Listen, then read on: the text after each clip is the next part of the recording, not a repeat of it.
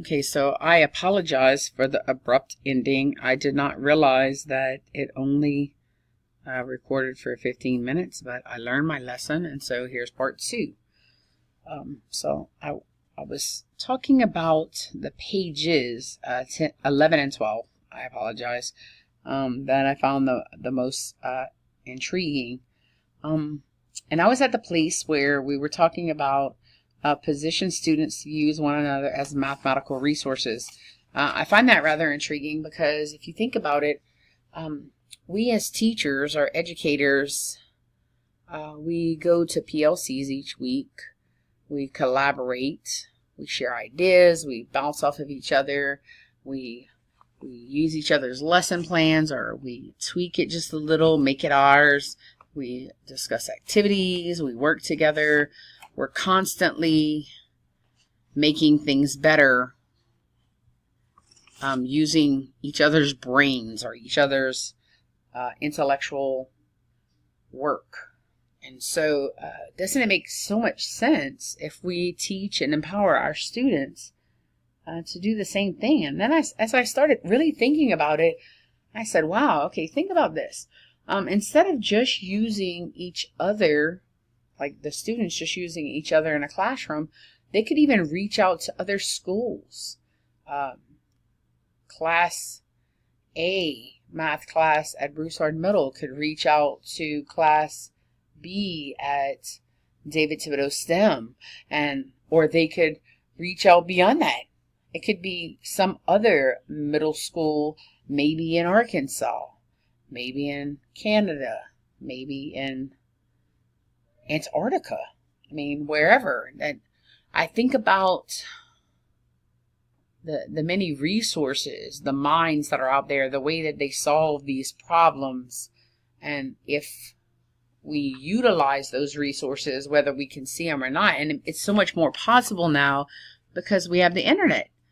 I mean, teachers could make web pages, and they could actually set up a pen pal situation where kids are bouncing off ideas the same way we bounce off ideas, but instead of doing it just with the 25 kids that are in your classroom, you could do it with the 25 kids in 25 different states. And imagine the possibilities that could occur if those things exist. So anyways, as I move through the equitable practices, because these things are really interesting to me, they talk about making connections. That's really big with me, making connections between the students and the math and the real world. That's really big. Little tiny things, instead of always having word problems that say Bob and Jennifer, using the students' names so they feel like they're part of the math. It becomes alive to them. My students get the biggest kick when they read a word problem on a test and their name is on it. You can't even imagine what happens. They're elated. It's pretty amazing. And then as I went through, there were some other things that really got to me. One thing was to recognize, understand, and build from children's understanding of mathematics. Respond to developmental needs so as not to expect the student to do mathematics they are not developmentally ready for. And so then when I thought about that, I said to myself, if we teach this to educators, we need to make sure that we let them understand that there's not necessarily an age, a number age that we put to that, but we have to, maybe there's a range, an age range that you might see certain skills become developmentally appropriate. And so, although I agree with that, I don't want to put a cap where some person somewhere doesn't believe that some child is ready for something, because it's been pretty amazing. If you have certain students that are ready for challenges, they just think at that level. I would hate to not expose them to that because there was some age limit to what we believed children could or could not learn.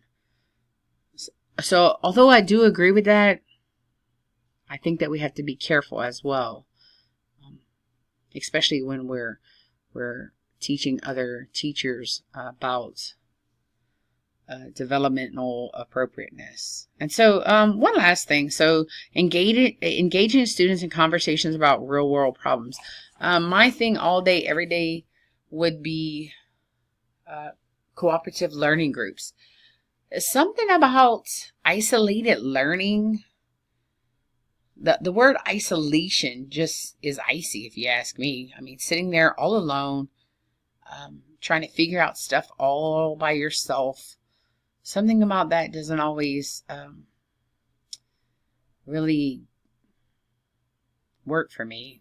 Like I do, sometimes I personally can learn that way, but then there's always that moment where I'm like, I will find somebody that I can start asking questions to and begin a conversation to start making sense of things. And so it just makes so much perfect sense to me that we would do the same thing in a math class or any other class, to be honest with you.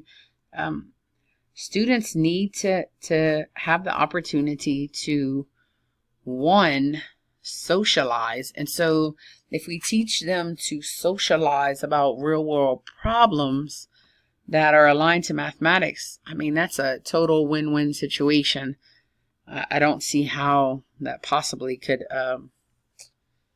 be a bad thing, as long as we teach them how to interact appropriately. That's the other thing, because there are times that, kids will be kids and they will do what they do. And so as educators, we have to guide them in the right direction. Okay, so as I read through this, and as I've gone through this, I've actually discussed my impressions. That way I didn't have to save it for the end, because that didn't make sense to me either.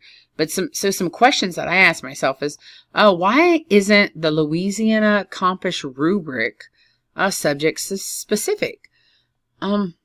After looking at this, I started asking myself, if I walked into a teacher's classroom and I used a Compass rubric, and then I went into the same teacher's classroom with the same lesson, but used a rubric that was aligned to the equitable practices, would I have the same outcome? Probably not. Probably not at all. Two different things. Some of the things that we see on Compass, we might find also in the equitable practices, but not necessarily all of them. And so then that brought me to my next question. Are all principals really informed about these effective and equitable mathematical practices? I think about my own self, and as I'm teaching and I'm being observed by principals or walkthroughs or math coaches. And so then I ask myself, well, are they informed about this? Do they really understand this? Sometimes I even ask myself, like a principal, do they really understand the math itself? And so if they don't, how can they fairly analyze the lesson and then give me a point value or a score for my own teaching? I don't know. It's kind of interesting. So as I work my way through this class, I'm sure I'll be more intrigued. I've enjoyed reading this, and I actually look forward to more reading. I'm thinking that most of the next readings will be similar, because this is only chapter 1. And so once again, thanks for listening.